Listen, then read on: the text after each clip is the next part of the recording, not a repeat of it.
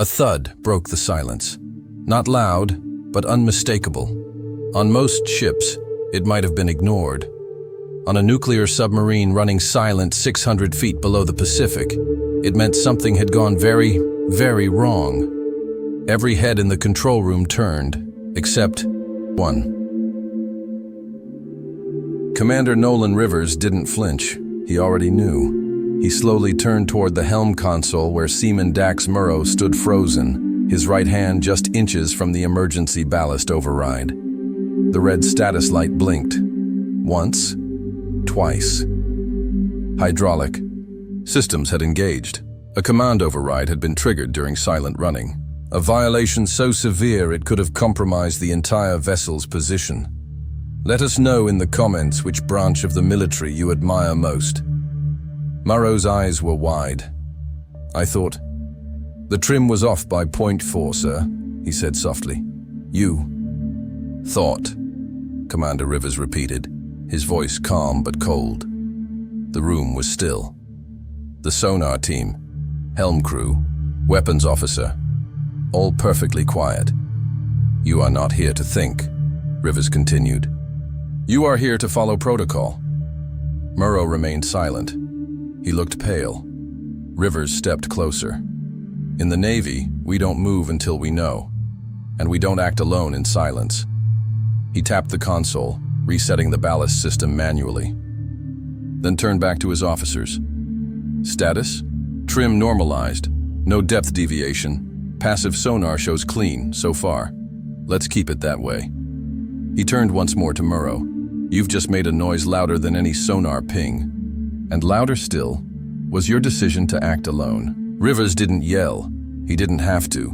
His silence was sharper than shouting. "Effective immediately," he said without looking back. "Murrow is reassigned to aft valve maintenance. No deck access, no stations. 48 hours. He will not speak, unless spoken to." "Aye, sir," the XO replied. Murrow nodded, ashamed, and left the room. When the hatch sealed behind him, Commander Rivers turned back to the crew. "Now, we begin again. Silent running protocol. Reset. I don't want another sound until we surface or die." They reset. The drills continued, but the shadow of the mistake stayed. Down in auxiliary, Seaman Murrow wiped sweat from his brow as he recalibrated a drainage. Manifold. He could still hear the hydraulics in his head, the hiss that betrayed them. He didn't cry. He didn't complain. He simply scrubbed, listened, and replayed the moment again and again in his mind.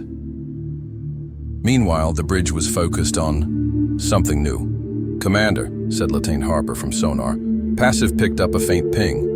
100 meters off our stern, weak but deliberate." "Could it be a buoy?" Rivers asked. "Unlikely. Frequency doesn't match. Could be an autonomous sensor or sub-drone. Has it locked onto us? No indication of pursuit.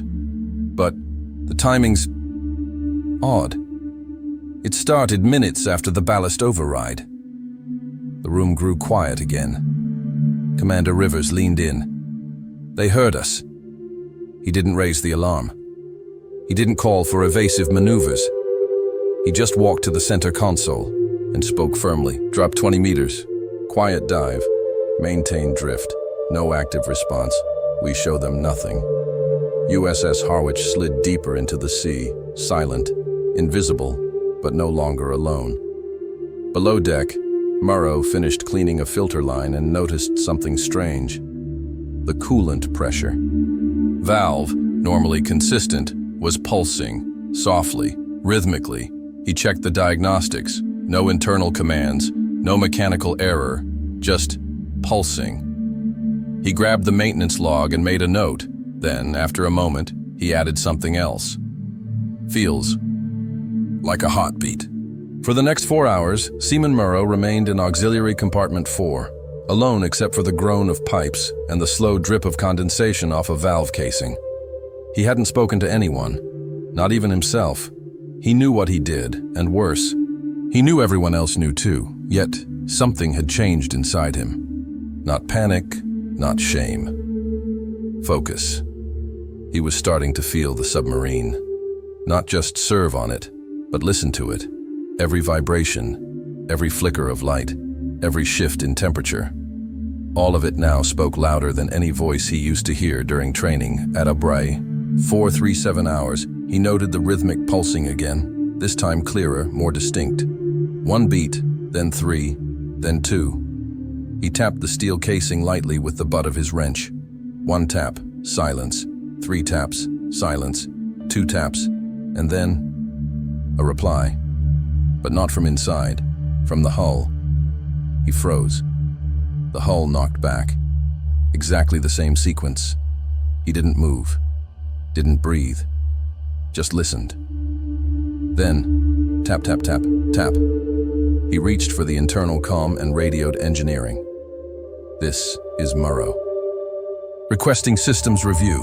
Hull contact detected on portside coolant main. Latin Ramirez responded. Repeat that, Murrow. Something tapped back, sir.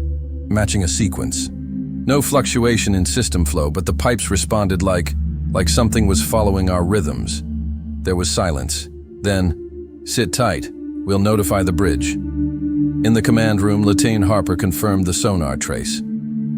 Contact is still there. Now drifting below us, same bearing, slow descent. Rivers looked at the screen. Matching our trim? Harper nodded. Exactly. Then it's not random, and it's not passive. Rivers turned to Ramirez, now standing at his side. Log Murrow's report. Tag it as an independent acoustic confirmation. Cross-check all systems for any signals we may be unknowingly transmitting. He paused. No one speaks unless ordered. No one guesses. The XO asked, shall we prepare active countermeasures? Rivers shook his head. Not yet. Let them think. We're dumb. Or asleep. Let them underestimate us. Down below, Murrow remained seated beside the pipe. He was breathing slowly, matching the rhythm he had heard. He didn't tap again. He didn't engage. He did something harder. He waited. 1. Deck up in diagnostics. Ung noticed something new. Sir, I isolated a harmonics trace on our power regulation system. It's subtle, but it's duplicating our reactor hum pattern. Down to the millisecond. You mean we're echoing ourselves? No, something else is echoing us. A beat passed. Sir, it's like we're being mimicked, Commander. Rivers stared at the sonar feed. Then we've become their teacher. He gave a new command. Shut down all non-critical systems. Run a blank cycle loop through our comms relays. I want to starve this thing of signals. No data, no language. Nothing to imitate. Ramirez moved fast. The sub's lights dimmed further. The soft thrum of environmental control slowed. Even the usual hum of systems began to fade. USS Harwich entered a state few submarines ever reach. Total sensory denial. And the contact? It stopped. 2. No movement, no ping, no reply. Harper stared at his console. It's like they're confused. They should be, Rivers said. For the first time, we're not teaching them. In auxiliary, Murrow sat in darkness now, just the faint glow of a maintenance panel lighting his face. Then he noticed something. No pulse, no knock. But the pipe was warm. Just a few degrees, barely noticeable. He touched it with the back of his hand, still warm. That meant something was near, maybe closer than before. He keyed into the bridge again, Murrow to bridge. Hull temperature on portside pipe up by 2.3 degrees. No system heat explanation. Possible proximity from external mass. Confirmed, said Harper. We're seeing microtemp shifts too.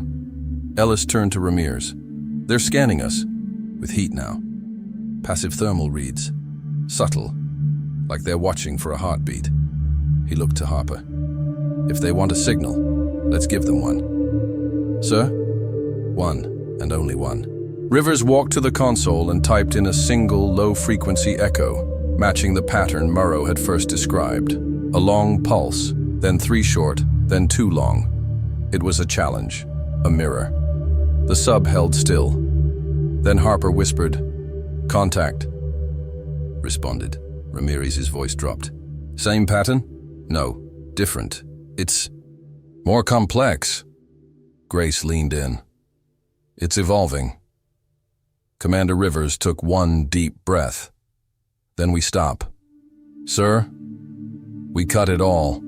Every signal. Let them wonder. USS Harwich went dark again, and this time the sea remained still. Whatever. Had been watching, learning, mimicking. It backed away. Not suddenly. Not loudly, but like a shadow fading into deeper black. The silence in the control room was no longer about stealth. It was about will. Commander Rivers knew it. He also knew not every sailor could survive the silence. Some cracked. Some tried to fill it with whispers, foot taps, even meaningless glances. But not Morrow. He had changed. Now he sat alert, shoulders squared, even in the dim green light of the torpedo bay's auxiliary panel. He wasn't just part of the crew anymore. He was part of the submarine. Rivers had been watching, reviewing, evaluating. Now, it was time. Engineering, Rivers said quietly. Isolate life support sensor feed from auxiliary compartment 4. Latina Ramirez raised a brow. Sir, monitor respiration, eye movement, stress response. No direct contact. I want to know what kind of sailor Morrow really is, without him. Knowing we're watching. Understood. The XO leaned in. Another test, Commander? Not a test, Rivers said. A revelation. Hours passed. Then, a false reactor alarm blared for 2 seconds, then cut off. It was a ghost signal engineered by Ramirez. Morrow didn't flinch. Then came a coolant pressure fluctuation, a silent leak simulation. Morrow noted it, filed it in his tablet, and resumed scanning. No panic, no error, no movement from his post. Then came the real moment. A faint thump, one the crew didn't create. From outside, Rivers' voice returned to the mic. Harper, give me real sonar. No filter? No filter. The feed revealed it. A slow-moving thermal shadow 30 meters off the bow. It was back, smaller this time, but there, moving along their profile like a mirror. No propellers, no mechanical rhythm, but it moved with intelligence. What is it? The XO asked. Rivers didn't answer. He simply stared. Then, the unexpected. The object blinked. Not literally, but in sonar terms. Its echo signature disappeared for a moment, then returned, like a pulse. Like breathing, Harper whispered. Sir, it's copying our sonar silence pattern. How is that even possible? Grace murmured. It's not mimicking sound, Rivers said. It's mimicking silence. The room held its breath. At that very moment, Morrow's panel lit up with a secondary diagnostic. Unknown residual echo detected at 23-degree offset. No impact. No breach, he muttered, then caught himself. He wasn't supposed to speak. Not during full silent protocol. He pressed the report button. The green light confirmed it was received. In the bridge, Ramirez nodded. He didn't break the rule. He logged it. Rivers exhaled. He's learning. Then Rivers ordered something no one expected. All hands. Remain at current posture. No shift in alert level. But simulate breach on deck 3 in 5 minutes. Ramirez blinked. Sir, let's see what Morrow does when the pressure is real. Below, as planned, an alert triggered, indicating a breach in deck 3 forward storage. Morrow stiffened. He checked the seal panel, then the oxygen flow, then the emergency vents. Everything read normal. He hesitated, then made his move, not to the intercom, to the valve. He physically checked the coolant line for condensation. Dry. He tapped the emergency seal with his hand. Intact. Only then did he send the report. Deck 3 alarm false. No pressure drop. No leak present. All systems holding steady. On the bridge, Rivers smiled. That's the difference between reaction and response. The XO nodded. Sir, with all due respect, why him? Why test a rookie so hard? Because he made a mistake, Rivers said. And in this line of work, you only get to stay if you learn before you repeat it. The XO looked again at the sonar shadow. It's still there. But it's not moving, Grace added. It's just watching. Then let it watch, Rivers said. It wants to learn. So do we. Below, Murrow finished his report and sat down again. Only this time, he didn't feel like the same sailor. He wasn't reacting out of fear. He wasn't hoping for praise. He simply did what needed to be done. And then he waited. As the submarine drifted silently through black water, nothing moved. Not the sonar, not the crew, not the shadow outside. Time seemed to stop, but something had changed. The crew no longer saw Murrow as a kid, and Murrow, he didn't see himself that way either. The next 36 hours passed without a word from the object outside. No ping, no shift. Just a constant shadow in the water, silent, watching. Commander Rivers maintained course. No evasive maneuvers, no signals, just presence. Inside the sub, the atmosphere became sharper. Even meals were quieter. The younger sailors whispered rumors. A Russian drone, an alien probe, a whale with sensors. Rivers didn't speculate. He calculated. At 2300 hours, the object moved. Not much. Just 5 degrees starboard.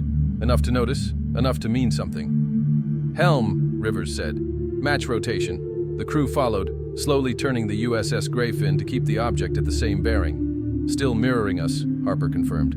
Why? The XO asked. Rivers stared at the sonar. It's testing us, seeing how we respond when the unknown gets close. Just then, an internal alert blinked red, auxiliary cooling line, Section 7, overpressure detected. Ramirez jolted. Sir, live. Malfunction. That's no simulation. Rivers stood. Where? Section 7. Lower deck, behind reactor shielding. The room froze. No one wanted to be the one to say it. But they all knew. That was Murrow's current watch station. And it wasn't a drill. Murrow felt it before he saw it. The hiss, the rising temperature, the subtle shift in floor vibration. His instincts kicked in, not panic, not fear, action. He pulled the emergency panel, scanning pressure readings. The coolant valve wasn't failing. It was overcompensating, which meant something upstream was blocked or ruptured. He traced the lines with a handheld scanner, calculating the likely failure point.